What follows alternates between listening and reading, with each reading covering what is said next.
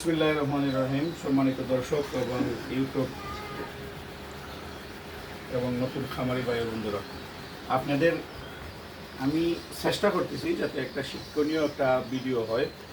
ওই জন্য আপনাদেরকে যারা নতুন খামার করবেন এদের জন্য আমার এই আজকের এই টিপসটা অবশ্যই মনে রাখবেন। খামার যদি আপনি করতে চান তাইলে আপনি নিজে নিজে চিকিৎসা জানতে হবে। হ্যাঁ, এমন চিকিৎসা করবেন না বা ভুল চিকিৎসা করবেন না। যদি আপনি না বুঝেন একজন ডাক্তারের শরণাপন্ন হবেন, আর যদি আপনি নিজে পারেন তাহলে তো আরও ভালো। তো আমি যেটা আপনাদেরকে বলতে চাইতেছি, আমার এই গরুটার এটা আজকে 2 দিন যাবৎ অসুস্থ। এটার জ্বর এবং ঠান্ডা। তো মনে হয় যে কিছু লাম্পির ভাব আসবে, আসে নাই এখনও। তবে লাম্পির ভাবটা হইলো প্রথমে লাম্পিতে জ্বর আসবে। ওই জন্য আপনাদেরকে যেটা বলতেছি, এখন যদি একটা ডাক্তার আনেন মিনিমাম একটা ডাক্তারকে আপনি 500 টাকা দিতে হবে। ওই চিকিৎসাটা যদি আপনি নিজে দিতে পারেন, নিজে নিজে দিতে পারেন, তাইলে আপনার আর ওই 500 টাকা খরচ হবে না। তো আপনি যদি এইসব জিনিস ফলো না করেন তাহলে আপনি গরুর খামার করে লাভবান হতে পারবেন না। তো দেখেন, ওর সাধারণত জ্বর সর্দি। আমি আপাতত এখানে আমি আমার প্রাথমিক চিকিৎসা দেওয়ার জন্য আমার খামারি ওষুধটা থাকে। এটার নাম হলো মেলভেট। গরুর একটু ছোটো, ওই জন্য এটারে আমি আপাতত 6 ml অথবা 7 ml দিতে পারেন। আমি আজকে এখন 7 ml ওষুধ পুশ করবো। হ্যাঁ, সাথে এবং হাতে তো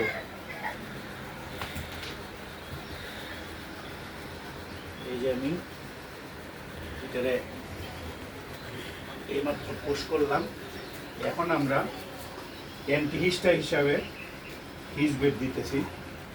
এই যে হিজবেট অবশ্য 7 ml অথবা 6 ml যতটুকুই দেওয়া যায়। তো আপনারা সবসময় চেষ্টা করবেন যে যদি আপনি নিজে না বুঝেন, অন্য আরেকজন ভেটেরিনারি সার্জন যারা স্যারের আমাদের আছেন, স্যারদেরকে জিজ্ঞেস করবেন। এই যে যাতে আপনার কোনো রকম আপনি যদি আরেকজনকে দিয়ে শরণাপন্ন হন তাহলে কিন্তু আপনি নিজে নিজের কস্টিং খরচ বেড়ে যাবে। তবে তো আমি নিজে নিজেই অবশ্য এগুলা করি। এই যে দিয়ে দিলাম। তো আপনারা একটা জিনিস সবসময় এটা মাথায় রাখবেন, যদি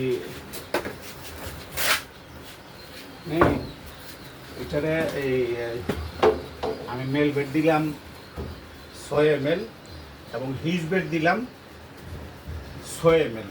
আপাতত দেখবেন কিছুক্ষণ পরে যখন এর তাপটা থাকতো না, ওর তাপটা আছে বর্তমানে 102 তাপও আমরা মাপছি।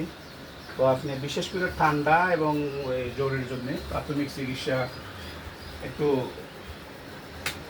চিন্তা করে দিবেন। দিদি,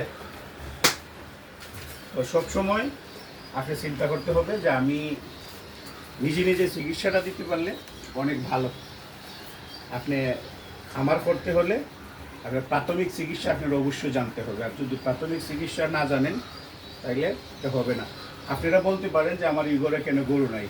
এটা লাম্পি যে গরুর আপনার চিন্তা করবেন হইব, ওই গরুটাকে সবসময় আপনারা আলাদা কোয়ারেন্টিন যেটা কোয়ারেন্টিনে রাখবেন, যাতে ওই গরুটার থেকে অন্যজনের এটা না ছড়ায়, অন্য গরুর মাঝে না ছড়ায়। ওই গরুটা যদি মশা কামড়ায়, মাছি কামড় দেয়, তাইলে অন্য গরুর হয়ে যাবে। আমার যে গরুর আমার যে একটা শেড আছে, যেটার মাঝে আমি সবসময় গরু রাখি, এটার থেকে আলাদা করে গেছি।